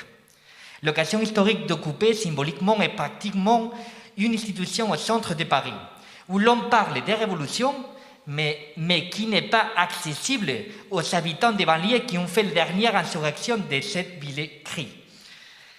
Un centre qui porte le nom d'un président, un pape de la religion d'État français, qui transforme ces bâtiments en une autre cathédrale qui, je ne sais pas, devrait peut-être brûler symboliquement, hein, comme ils font habituellement dans ces pays. Un lieu qui limite l'entrée des sans-abri pour se réchauffer à la BPI, pendant que les classes moyennes, hautes et les touristes se masturbent l'ego regardant des œuvres qu'ils ne prétendent même pas comprendre. C'était une occasion historique aussi parce que nous étions le 17 octobre, l'anniversaire symbolique du soulèvement algérien contre les couvre-feux de 1960 ans. Dans cas différent, contexte historique différent, la même date et les mêmes façons d'agir, l'événement parfait. La discussion a fait appel à des stratégies, ce qu'on a parlé juste maintenant, à ce que nous voulions finalement ou la manière dont nous voulions aborder la question de l'occupation. Tout d'abord, pour savoir si en confrontation avec les institutions de l'État, dans ce cas la police, est-ce que nous recherchons. Et je me demande, je pose la question, s'il y a une autre façon d'affronter l'État qu'en transposant notre théorie dans la pratique et en plaçant notre corps au centre de l'action politique. Il est possible que, oui, nous pouvons, nous l'imaginons, mais pendant ce temps, on sait clairement que les stratégies sont différentes. La tradition militante des nombres d'entre nous qui sont ici nous permet de savoir qu'on préparait rapidement une intervention de ce type. Nous savons qu'on organisait des choses fondamentales et proposait des solutions pour sortir d'un projet presque improvisé. Nous avons des téléphones d'avocats dans nos portables, nous connaissons les manières d'agir de la police et surtout nous sommes responsables et souverains de nos actes jusqu'à la dernière de ses conséquences. Cela implique également de donner une sortie commune à ceux qui ne veulent pas ou ne peuvent pas participer à cette action en raison de leur situation. Aujourd'hui, pour ma part, je renonce individuellement à faire une action qui perd sa nuance de spontanéité et qui, de mon point de vue, n'a plus de sens. Et je le fais individuellement, car c'est cela qui mène ces nouvelles somatiques du Covid-19 ou couvre-feu, mais aussi à ses réponses. N'est-ce pas l'idée, ton idée, Paul, de profiter de ces couvre-feux pour sortir plus fort une autre forme de violence institutionnelle qui nous individualise et nous envoie dans un coin de résignation et d'incapacité? N'est-ce pas une autre façon d'embrasser les rôles, par exemple, des socio-racisme, en essayant de pacifier les banlieues dans l'incendie des voitures de 2005, mais dans ce cas, dans l'institution de l'art? Je vais finir. Hein? Oui, parce qu'en fait, le seul problème, c'est que c'est pas une question. Ouais. Pour moi, non, mais attends, parce que moi je pense, je suis désolé, mais je vais vous dire, non, attends un seconde, je vais vous dire quelque chose qui me paraît très important. Nous avons commencé ici, en fait, à construire un espace d'écoute et de paroles. Et il me semblait en fait que je dis pas en fait que nous allons pas vous écouter. Ce que je dis, c'est que nous étions en fait en train de discuter avec des gens qui avaient apporté quelque chose. Attendez. Qui avait apporté des questions qui étaient très importantes. Et il me semble en fait qu'il faut aussi donner un moment, la possibilité de discuter avec elles aujourd'hui ici, au lieu de tout d'un coup en fait passer dans un espèce de texte de « allez, je m'en fous de tout le monde et on y va faire une action » parce que parfois les actions qu'on doit faire, c'est vis-à-vis de nous-mêmes. C'est-à-dire qu'avant de commencer à se dire en fait qu'on va faire la grosse révolution par rapport à l'État, pour moi aussi, ce qui compte en fait, c'est l'écoute de ce qui est en train de se passer ici et maintenant. Et du coup, en fait, les paroles très fragiles qui sont dites ici, c'est-à-dire imaginez qu'est-ce que ça veut dire pour quelqu'un dire publiquement qu'il était objet d'une violence sexuelle. Non, mais ce que je veux dire en fait, c'est qu'à partir, qu'est-ce que ça veut dire si on parle ensemble, qu'est-ce que ça veut dire, comment on organise ces stratégies par rapport en fait au fait d'être invisibilisé, au fait d'être en dehors de la représentation en tant que personne racisée, en tant que personne trans. Donc moi je pense que ce que je voulais te demander, c'est qu'on soit capable de se donner un moment pour parler de ça, et après, si vous voulez, on peut penser collectivement, ensemble, qu'est-ce qu'on va faire si on a la possibilité. Je vous ai dit, hier, j'ai parlé avec vous pour vous dire en fait qu'il me semblait que les stratégies essayer de rester ici et de faire quelque chose ici, au Centre Pompidou, étaient très complexes. Parce que nous sommes dans un centre, dans une institution qui va être, si vous voulez, à 8h du soir, nous serons la police. Donc il faut aussi savoir si c'est ça qu'on veut faire ou pas. Et aussi être capable d'écouter. Je suis désolé, mais il me semble que c'est très important aussi d'entendre ce qui se passe, la fragilité des paroles qui sont dites ici, avant d'appeler immédiatement en fait à une espèce de lutte. Parce que je pense que c'est quelque part aussi, historiquement, ce qui nous arrive souvent, c'est que nous sommes dans une lutte qui est toujours plus importante que nous-mêmes. Toujours plus important que la personne fragile qui est à côté de nous. Toujours plus important que quelque chose que nous sommes en train de partager. Et je ne suis pas en train de dire en fait qu'il ne me semble pas important d'élaborer une stratégie commune. Bien au contraire, vous voyez, mais c'était, voilà, je voulais dire ça. Donc, une seconde, alors. Non, parce qu'en fait, oui, mais un seconde en fait. Je voulais vous dire une chose. Y a-t-il quelqu'un qui voudrait dire quelque chose d'abord, après, on va ouvrir la question en fait à toutes l'Assemblée, si vous voulez, on va ouvrir la question des actions politiques ou des stratégies par rapport à ce qui nous arrive collectivement, les couvre-feux. Mais avant, est-ce qu'il y a quelqu'un qui a une question à poser ou qui a quelque chose à dire par rapport au débat des représentations dans les cinémas? Oui, je comprends, mais tu n'as pas... Oui, non, mais c'est pas exactement... Oui, mais c'est pas exactement une assemblée, c'est-à-dire que...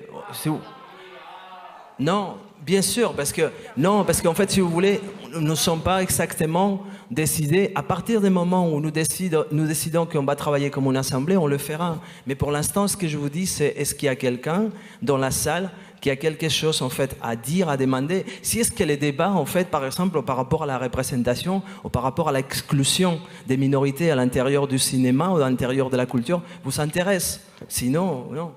Oui, une question. Moi, je voudrais d'abord dire merci à ceux qui sont dans la lumière, de donner la parole à ceux qui sont dans l'ombre. Parce que c'est effectivement quand on travaillera ensemble que le monde que vous disiez qui est tel qu'il est, avec la violence, avec les différences, les discriminations, il y a un autre monde possible, mais peut-être quand effectivement les petits, qui sont dans l'ombre, ceux qui vivent le cinéma et le théâtre autrement dans leur vie quotidienne, qui font de leur vie un théâtre et une œuvre d'art. Moi, je suis danseuse d'ailleurs, alors c'est toujours très difficile d'être assise, même si je sais que ça danse à l'intérieur de moi, mais enfin, c'est très dur. Donc, je crois qu'il faut qu'on ose aussi. Là, il y a plein de fantômes aussi. Si on osait rêver à un monde où ces fantômes, on peut les ressusciter et que donc, on arrête de mourir. Je crois que la prochaine révolution, c'est faceless, but body active, et surtout pas aller dans la mort, parce que peut-être c'est vraiment très dangereux. Nous, les humains, je me demande si on n'est pas dangereux quand on meurt, et que les animaux... On pourrait aussi, je reviens à mon merci du début, leur dire merci parce qu'ils nous ont montré ce qu'il ne fallait pas faire. Il ne fallait pas entrer en génétique. Et encore une question que nous a laissé. Alors, est-ce qu'il y a quelqu'un d'autre qui voudrait dire quelque chose par rapport au débat? Oui?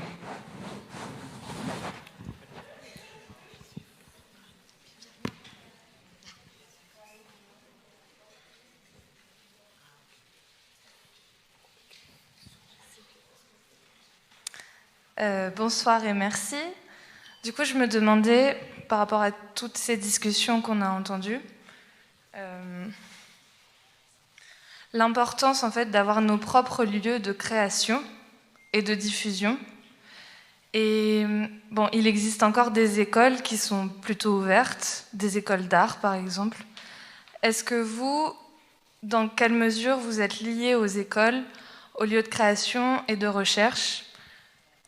Et dans quelle mesure vous projetez aussi vos recherches dans ces lieux-là qui permettent une création, une diffusion commune et autogérée en fait? Je dis un truc, pardon. Écoute, moi je peux répondre juste de mon point de vue, Nadège, mais c'est-à-dire que en fait moi j'aime vraiment beaucoup la transmission. Je dirais c'est un peu le truc vers lequel je me tourne le plus en ce moment. Et j'essaie, je sais pas si je change mais en tout cas j'essaie vraiment de transmettre je sais même pas comment dire. J'essaie de transmettre effectivement dans des lieux de création. Après, est-ce que ces lieux de création sont libres? Enfin, des lieux d'école, par exemple. Parce que moi, je suis reliée, par exemple, au TNB, au Théâtre de Bretagne, avec les élèves, etc. Et j'essaie de leur transmettre une façon que moi, j'envisage nécessaire de rapport au jeu, c'est-à-dire de garder une forme d'autonomie, et le critère principal étant le critère de la joie, etc., pour être sûr de ne pas vivre... Enfin, bref, je m'en mêle, en fait. Mais tout ça pour dire... que j'essaie d'intervenir, mais que j'ai pas l'impression d'intervenir pour changer les organigrammes des endroits. Donc j'essaie d'essayer d'accompagner les gens qui sont dedans dans des dynamiques de résistance ou dans des dynamiques de création d'ailleurs, et d'essayer de leur fournir des clés en fait pour pas qu'elles. C'est ce que disait Nadège. Nous, on essaye d'aider aussi les jeunes dans des acteurs de cinéma ou quoi, de faire une sorte de transmission là, mais en fait qui va dans tous les sens, pour les accompagner, pour pas qu'ils soient effectivement forcément livrés dans un endroit assez violent, sans formation. Mais peut-être Nadège, tu peux reprendre. Ouais, c'est un peu la même chose, c'est-à-dire que moi j'ai eu donné aussi des cours et j'ai travaillé avec des enfants et c'est toujours important parce que moi par exemple quand j'étais au conservatoire j'ai eu un second prix à la fin parce que le directeur est venu m'expliquer comme j'étais noire, je ferais pas ce métier et du coup je pouvais pas avoir le premier prix et en fait ça je l'avais oublié en fait, c'est après en travaillant sur moi je me suis dit waouh et donc à chaque fois j'essaye vraiment pour tous les jeunes de leur donner ces clés, le chemin des possibles et la projection en fait. Parce que finalement, c'est toujours l'histoire des rôles modèles, mais en fait, on n'a pas parlé de ça, et c'est vraiment important. Je veux dire, les rôles modèles qui font que quand vous êtes différent, parce que c'est pareil, ce mot de diversité, c'est pas un pays, hein, genre. La diversité, c'est bien, ils ont mis il y a tout le monde, quoi. On y va, toute la diversité. Et c'est un pays.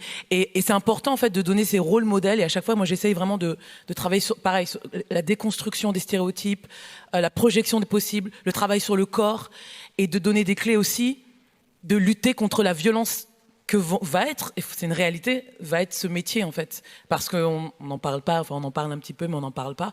Il y a une extrême violence sur les corps, et notamment les corps des femmes, et qui est, on peut pas trop dire, mais on voit qu'il part maintenant des cours, carrément, qui est enseigné dans certains cours. C'est horrible, pardon, je ne vais pas vous déprimer, hein. Mais voilà, donc j'essaie à chaque fois, moi, de travailler sur ça, quoi, voilà, et c'est très, très important. Et je rajouterais du coup, parce que je rajouterais que c'est quand même des univers qui sont ultra concurrentiels. Et il y a assez peu de travail. Il y a une sorte de grosse pression en fait sur qui va travailler. Je parle des écoles de théâtre en fait. Ce qui est un peu, voilà.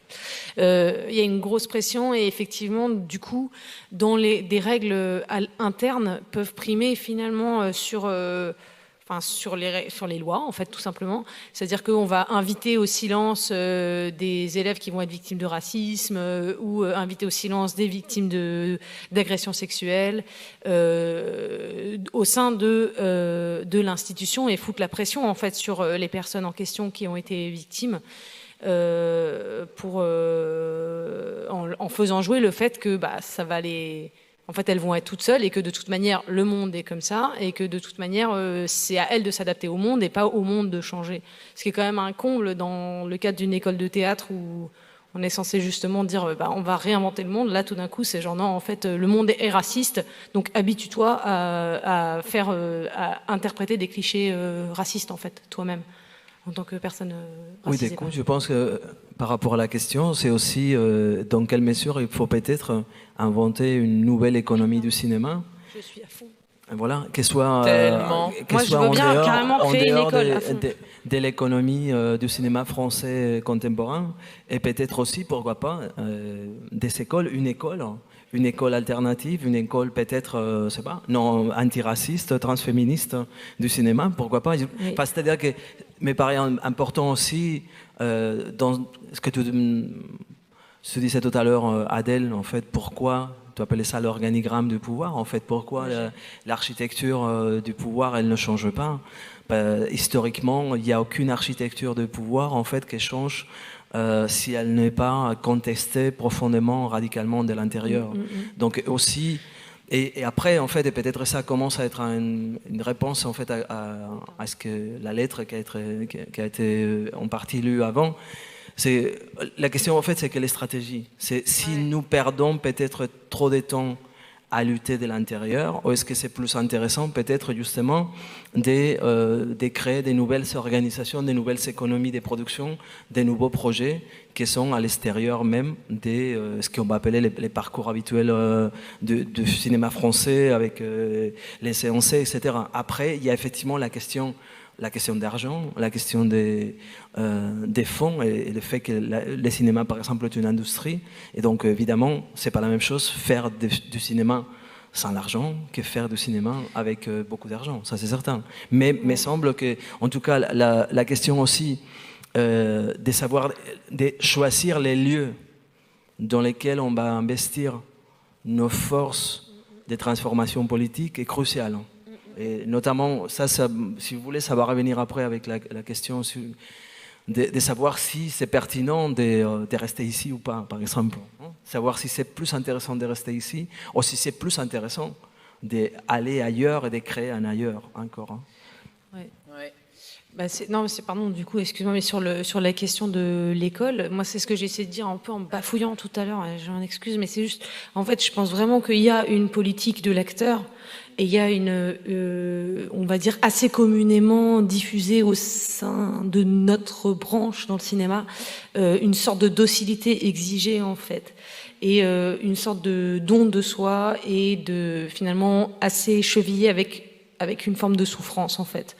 D'autorisation par le metteur en scène de prendre, parce que c'est lui qui va faire, et du coup, voilà, toi tu es modelé, et en tant que tel, tu as de la chance, en fait. Et moi, c'est clair que je serais très très intéressée ensemble, tant qu'à faire, de créer une école, effectivement, de théâtre qui a justement, qui aurait pour principe, déjà le premier principe, c'est qu'on est soi-même absolument capable de savoir si c'est juste ce qu'on fait. Et c'est pas quelqu'un qui doit nous valider ou nous dire c'est bien ce que tu as fait ou qui peut se permettre telle ou telle violence. Le premier critère pour être un peu, à mon avis, je dirais pas safe parce que c'est pas le mot, mais en tout cas d'être capable de détecter les abus, c'est de faire confiance à cette chose de joie à l'intérieur de nous.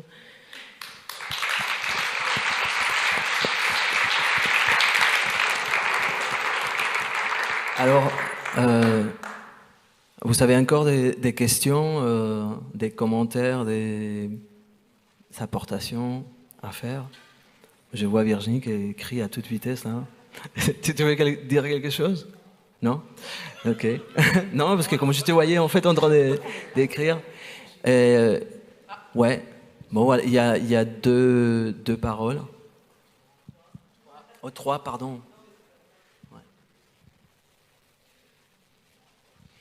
Donc, on va prendre ces trois paroles et après, on va passer à Isolt parce que sinon, Isolt n'aura pas le temps de jouer. Oui, bonjour. J'avais pas du tout prévu de parler. Alors, c'est un peu intimidant. Déjà, merci de tout ce que vous avez dit. Moi, je comprends à quel point c'est important, effectivement, cette question de l'intersectionnalité dans le monde de la culture, enfin dans le cinéma et au niveau de la représentation, au niveau des acteurs. Après, ma question, en fait, c'est simple. C'est comment faire pour aller encore plus loin?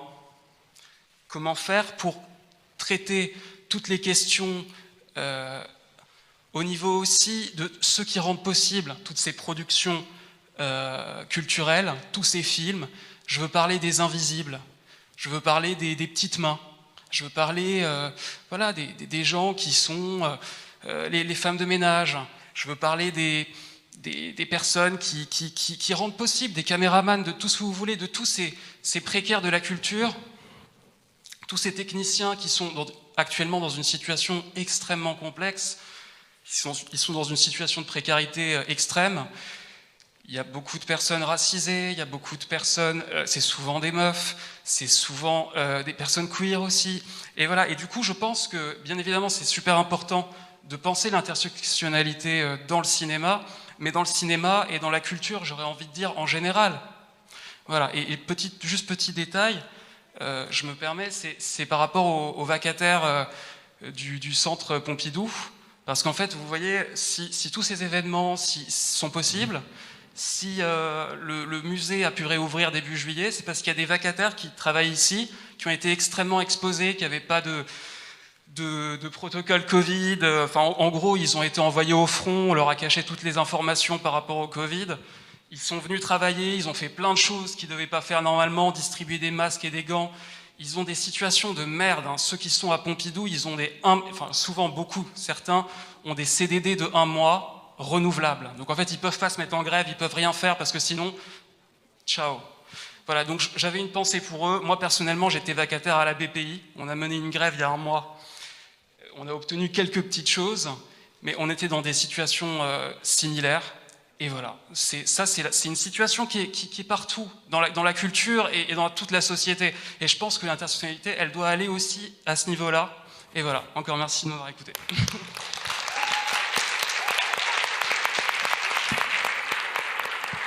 Merci. Donc, du coup, ce qu'on va faire, c'est... Pardon, je vais juste dire qu'en fait, quand nous on a parlé, en fait, quand on a coécrit ce livre, on parlait par notre prisme d'actrice, mais on parlait pour la société, on parlait pour nous tous. C'est-à-dire que moi, je suis intermittente du spectacle, mon mari est intermittent du spectacle, on est tous ensemble. C'est-à-dire qu'il n'y a pas d'un côté les techniciens et de l'autre côté les artistes. C'est-à-dire que vraiment, quand on parle, à chaque fois, pardon, hein, on parle pour nous tous et nous toutes, en fait. Donc voilà, on l'a peut-être pas précisé. Donc voilà, merci de le redire parce que le combat, il est ensemble, en fait, quoi. Voilà. Du coup, nous allons prendre plutôt une rafale des questions, enfin des questions, des paroles, si vous voulez, puisque nous avons à peine 10 minutes. Donc, parole...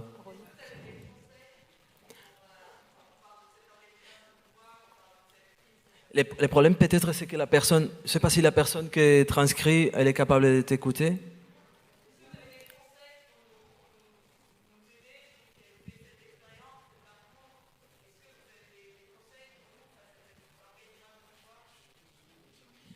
Dans les cinémas, en fait, tu parles... En fait, il faut répéter parce que du coup, il peut pas lire. Tu sais, comme il lit, il peut pas lire. C'est qu'en fait, le problème, c'est que pour t'entendre, il faut envoyer la personne Véronique qui a les micros. C'est écrit? Ok. D'accord. Non, mais il n'y a pas de souci, mais du coup, il faut qu'il puisse t'entendre aussi. Pas vous comprendre.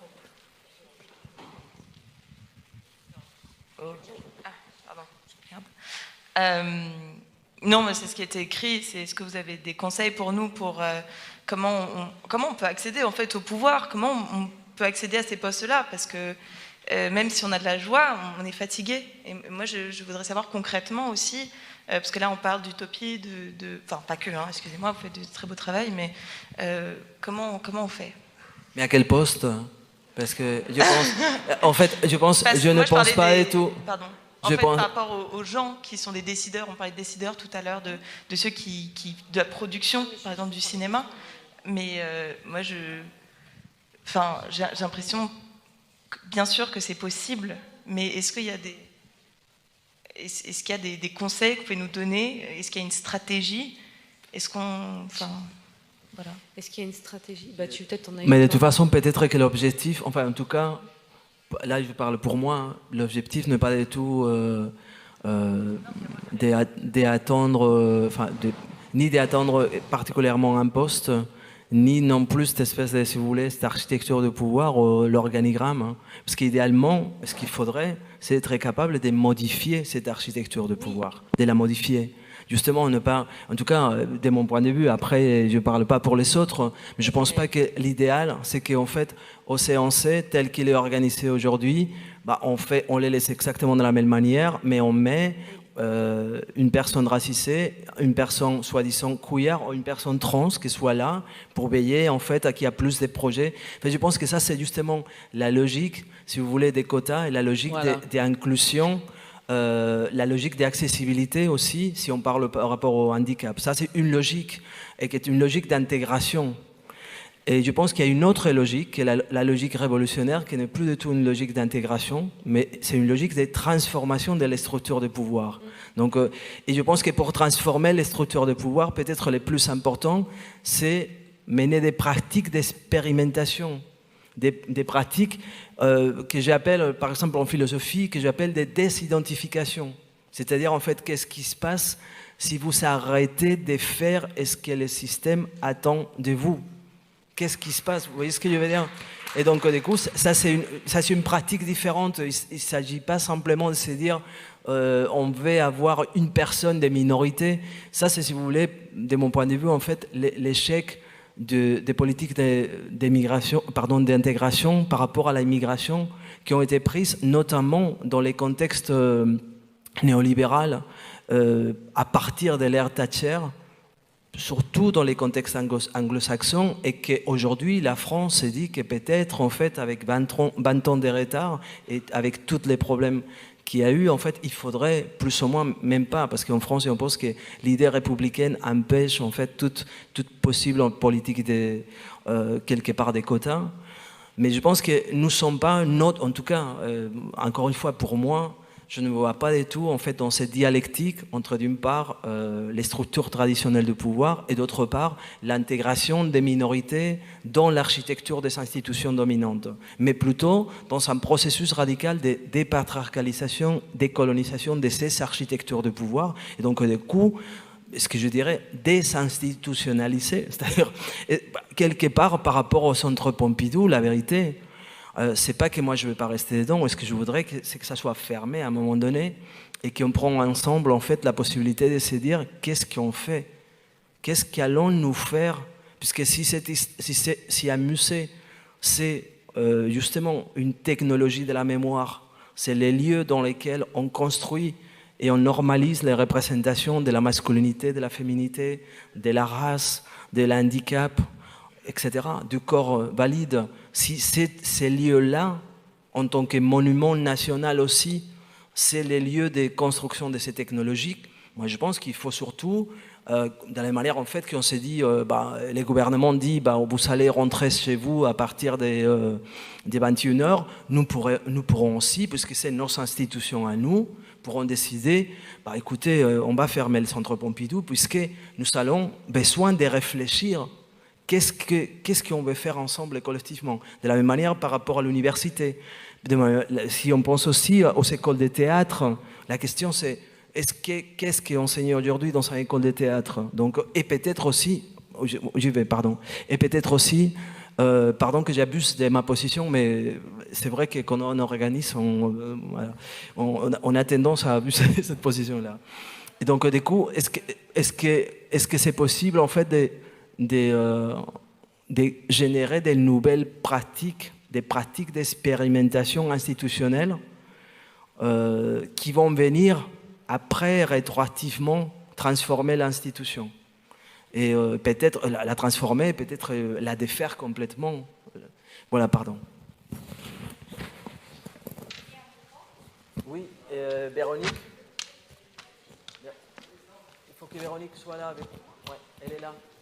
Véronique, tu peux donner le micro ici. Et là, pour le coup, effectivement, nous avons 5 minutes, en fait.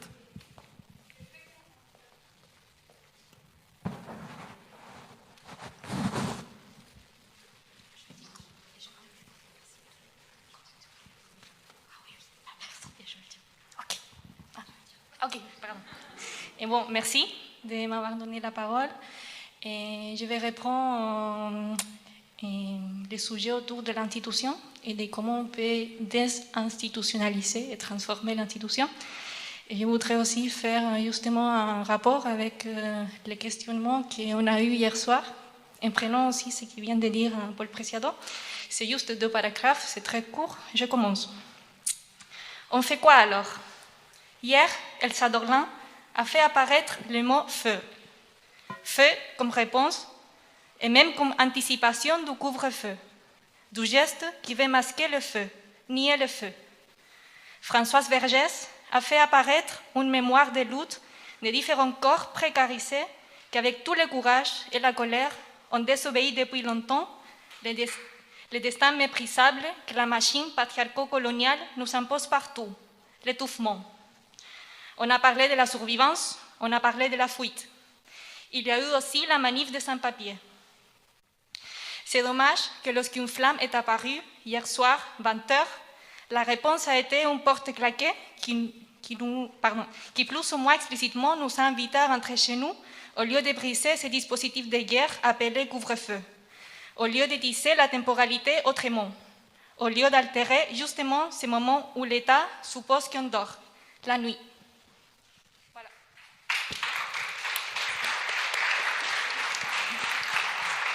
Merci. Bon, c'est une main qui bouge comme ça ou c'est une parole? C'est une parole? C'est un micro. Voilà, on va prendre une dernière parole Et après, si ça vous paraît bien, en fait, nous allons écouter ensemble Isolde, qui est, malheureusement, elle est là, elle nous attend là, au lieu d'être ici avec nous, ça aurait été aussi génial. Ok.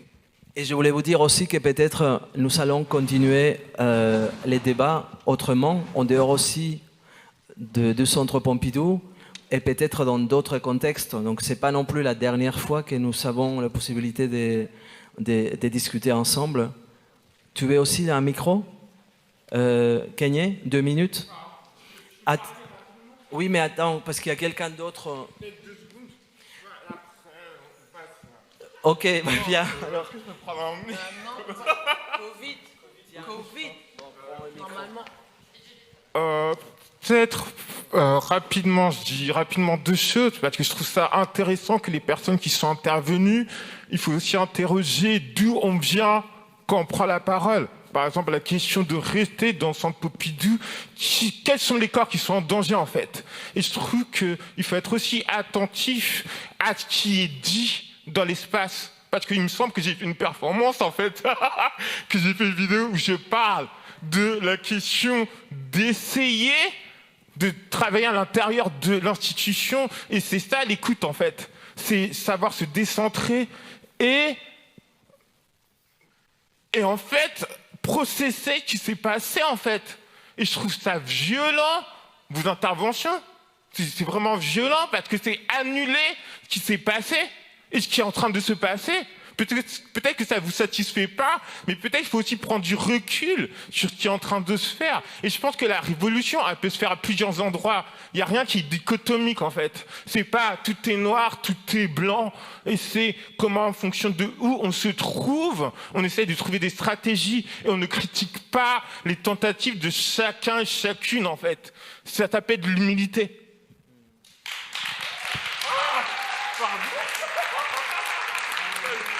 En fait, pardon, hein, merci. Merci, parce que c'est ce que j'étais en train de lui dire. Je sais, vous vous rendez peut-être pas compte, mais en fait, vous avez reproduit ce qu'on nous fait tout le temps. C'est-à-dire qu'on est venu vous délivrer une parole, et cette parole, vous l'avez niée. Donc je vous le dis, je suis navrée. J'entends que vous avez... Mais nous, hier, on n'était pas là. On est là aujourd'hui. Prenez ce qui se passe là, on vient vous donner quelque chose, prenez ce qui se passe là, ok? Parce qu'on n'est pas les uns contre les autres, on va pas y arriver comme ça. Voilà. Merci,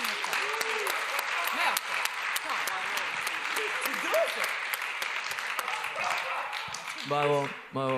Ouais. Ouais. Merci. Bon, encore un effort pour... essayons encore de rester dans l'écoute profonde, de recevoir ce qui est donné ici collectivement.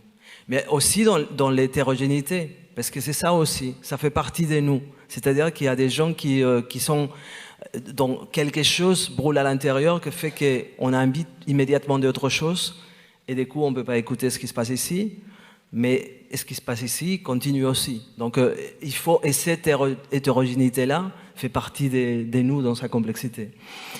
Donc voilà, je voulais encore vous dire merci, et peut-être en fait qu'on va après Isolde en fait on fera un dernier moment, mais ça va être très très bref. Et donc je sais que c'est difficile en fait d'arrêter de parler maintenant, qu'on a tous envie de continuer. Et on va imaginer comment, on va trouver les manières, on va imaginer les stratégies en fait pour continuer. Peut-être que déjà en fait la liste qui a été constituée par les centres Pompidou en réalité, parce que vous avez inscrit en fait au séminaire, c'est déjà une manière d'être en contact peut-être pour vous envoyer un mot si on fait autre chose ailleurs, si on s'est réunis autrement, si on décide en fait de faire cette convergence, cette coalition révolutionnaire. Voilà. Merci beaucoup Paul, Nadège, Naël, merci vraiment. Merci à vous. C'était vraiment un honneur. Merci à vous d'être là.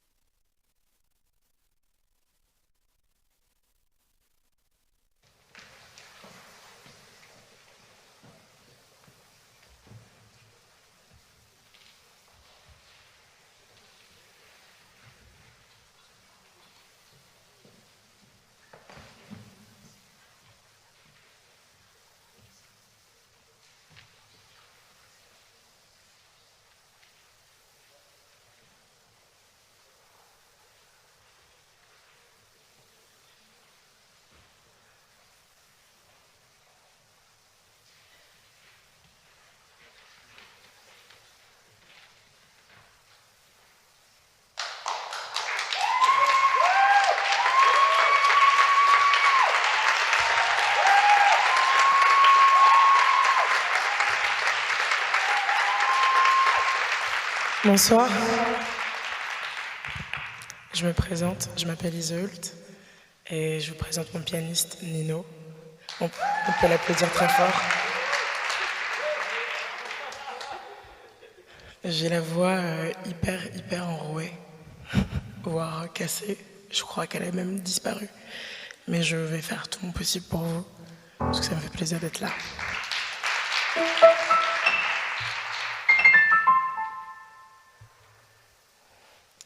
Je vais vous interpréter une chanson qui s'appelle Bad Boy. Je vais la commencer en a cappella.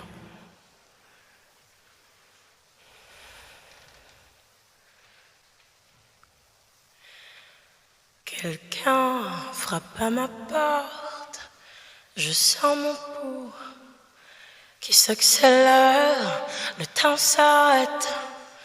J'ouvre la porte, c'était l'amour. Oui, c'était lui que j'attendais, lui le feu qui me consume, ce même homme qui m'allume, qui me rend chienne, qui me rend bête et qui m'éteint quand ça lui chante.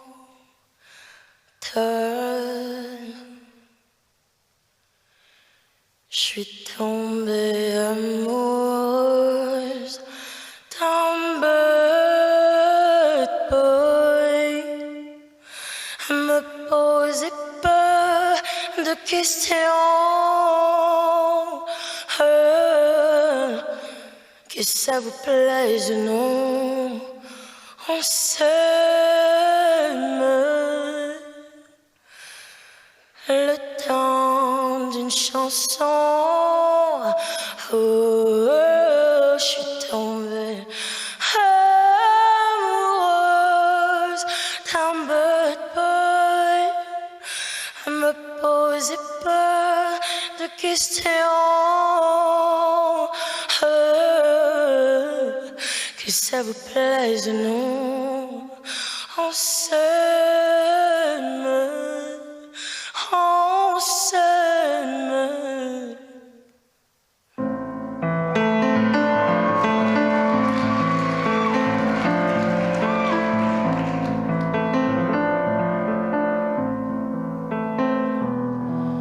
C'est l'heure où le soleil entre dans son nid.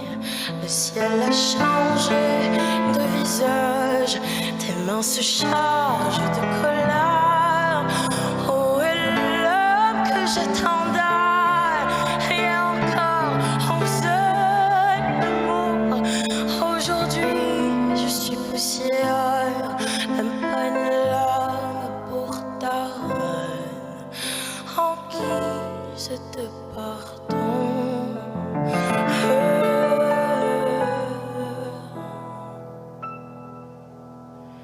je suis tombée amoureuse d'un bad boy. Me posez pas de questions, que ça vous plaise ou non, on s'aime. Le temps d'une chanson, je suis tombée amoureuse d'un bad boy. Me posez pas de questions, que ça vous plaise ou non, on s'aime, on s'aime.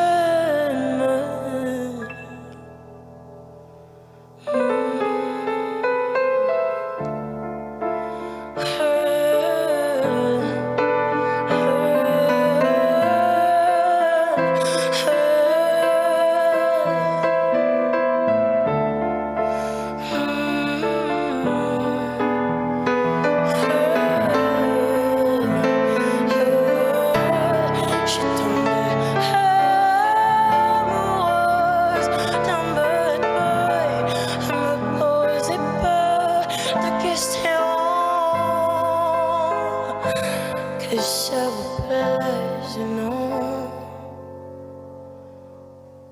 On s'aime, on s'aime. Merci.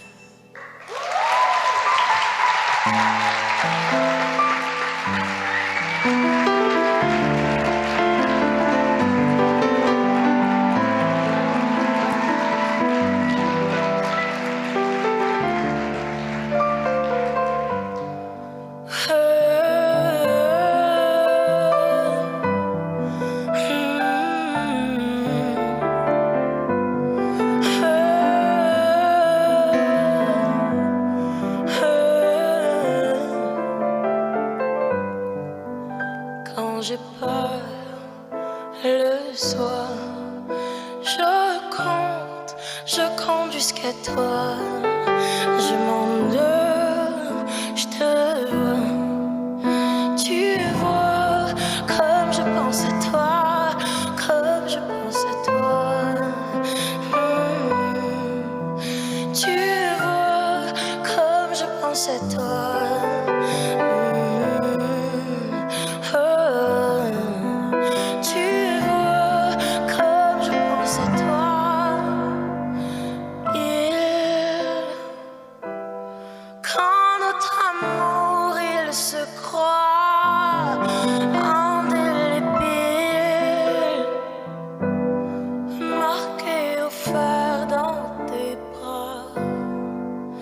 J'ai ton parfum ancré sur mon corps. J'ai le manque de toi, j'ai le manque de. J'ai ton parfum ancré sur mon corps. J'ai besoin de toi, j'ai besoin de toi. Là dans mes veines, je laisse couler ma peine. Là dans mes veines, je laisse couler ma peine. Je laisse couler ma peine. Quand j'ai peur le soir, je compte jusqu'à toi. Je m'endors, je te vois. Tu vois comme je pense à toi, comme je pense à toi, bébé, bébé. Tu vois comme je pense à toi.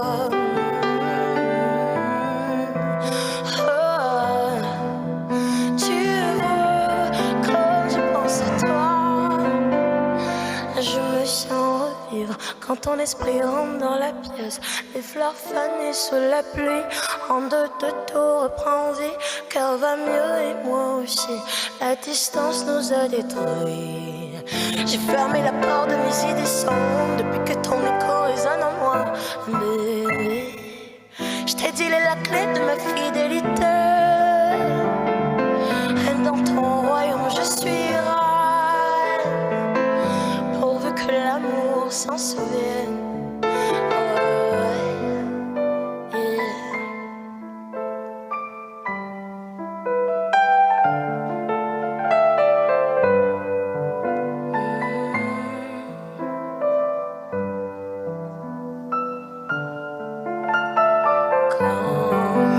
Quand j'ai peur le soir, je compte jusqu'à toi. Ouais, je m'endors, je te vois. Tu vois comme je pense à toi, comme je pense à toi, bébé. Tu vois comme je pense à toi.